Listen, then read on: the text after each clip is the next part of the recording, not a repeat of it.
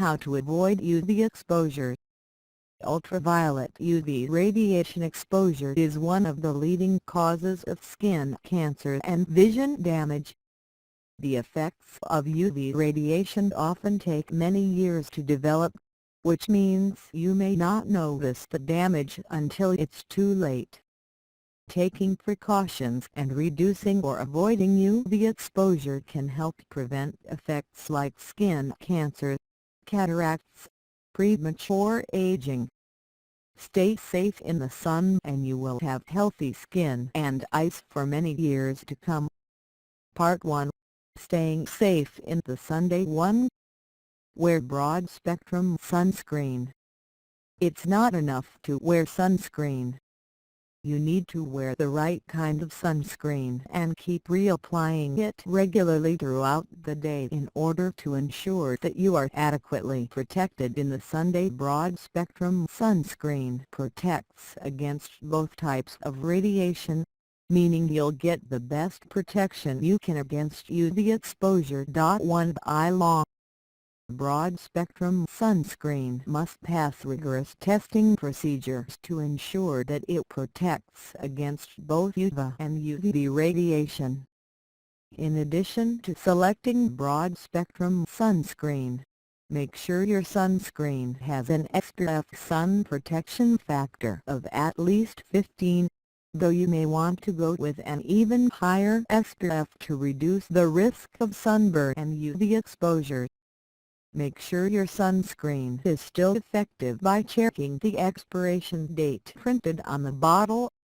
Even if it's still good, you may need to vigorously shake the container to mix the ingredients back together. Use about 1 pumpful of sunscreen to completely cover your face, neck, arms, and legs. Reapply at least every 2 hours, or more frequently if you'll be swimming or sweating. Waterproof sunscreen only protects you for 40 to 80 minutes of swimming or sweating. After that, you'll need to reapply more sunscreen. 2. Put on protective clothing. Protective clothing can help shield your body from direct UV exposure. If you're planning on being outdoors for a day of hiking, a picnic, yard work, or just lounging in the sun, make sure you wear appropriately protective clothing in addition to sunscreen. To wear a hat with a brim that extends at least 2 to 3 inches on all sides. Long-sleeve shirts and long pants provide the most protection. Some articles of clothing come with a built-in UV protection factor. Check the labels and tags on an article of clothing to determine if that item provides UV protection.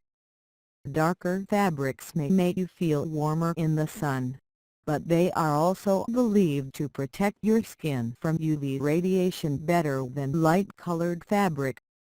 Dry fabric may be more protective than wet fabric, but wet fabric is better than no clothing at all. Opt for tightly woven articles of clothing, which block out more UV radiation than loosely woven fabrics. As a quick test, try holding up your hand under a single layer of clothing in direct light. If your hand is visible through the fabric, it's not tightly woven enough to provide any real protection. 3. Use UV blocking sunglasses. Even when you wear broad-spectrum sunscreen, your eyes are still at risk of being damaged by the sun, which may cause cataracts, cancer, or growths on the eye.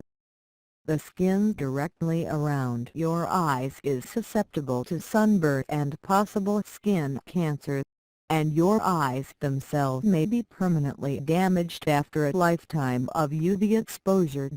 Make sure your sunglasses block both UVA and UVB rays. Look for full-spectrum coverage to ensure your eyes and skin are safe in the sun. Choose sunglasses with large frames/lenses or wrap-around frames to protect your eyes from multiple angles of light exposure. Check the label on sunglasses to verify that they provide UV protection. Labels that read either UV absorption up to 400 nm or meets ANSI UV requirements block 99% to 100% of UV radiation. Cosmetic sunglasses only block up to 70% of UV radiation, with some performing much lower. If the label doesn't offer UV or ANSI specifications, they can't be trusted to provide UV protection. 4. Seek out shade. Shade can help reduce your exposure to UV radiation, especially when you combine shade with other protective measures. Even if you're in the shade, though, you should still wear sunscreen and proper clothing to protect yourself against UV exposure. 5. Staying under an umbrella, a tree, or a man-made shelter can reduce the direct impact of UV radiation. Be aware, though, that shade isn't perfect at protecting you. You can still get up to 50% of the sun's radiation while remaining in the shade. Part 2. Limiting your overall exposure to UV rays. 1. Check the ultraviolet UV index. 7. The UV index was developed by the Environmental Protection Agency in collaboration with the National Weather Service. These agencies examine weather trends and daily weather forecasts to predict how high the levels of UV radiation will be on a given day. 8. You can check the index by visiting the National Weather Service website, or by downloading an app directly to your smartphone or tablet. The UV index rates the risk of UV radiation exposure for a given day on a scale from 0 to 10+. The UV index of 0 to 2 means that the risk of UV exposure is minimal. The 3 to 4 on the UV index means that there is a low but present risk of UV exposure. The 5 to 6 on the UV index increases the risk of UV exposure to moderate. 7 to 9 is considered a high risk for UV exposure. The 10+ is considered a very high risk for UV exposure. It's best to stay out of the sun altogether if possible on days with high UV index numbers. 2. Stay out of the sun during peak UV radiation times. Regardless of the UV index forecast for a given day, there are peak times of day when UV radiation is at its highest. Being in the sun during these hours will dramatically increase your exposure to UV radiation, even if you take other protective measures. 9 Peak hours for UV radiation are typically from 10 o'clock a.m. to 4 o'clock p.m., though this may vary slightly, depending on your location. 10 Remember the shadow rule: if your shadow is short, you need to seek shade. A short shadow indicates that the sun is almost directly overhead in the sky, which means there is a high risk of radiation exposure. Try to avoid any exposure to sunlight during peak UV hours by staying indoors or under adequate shade. 3.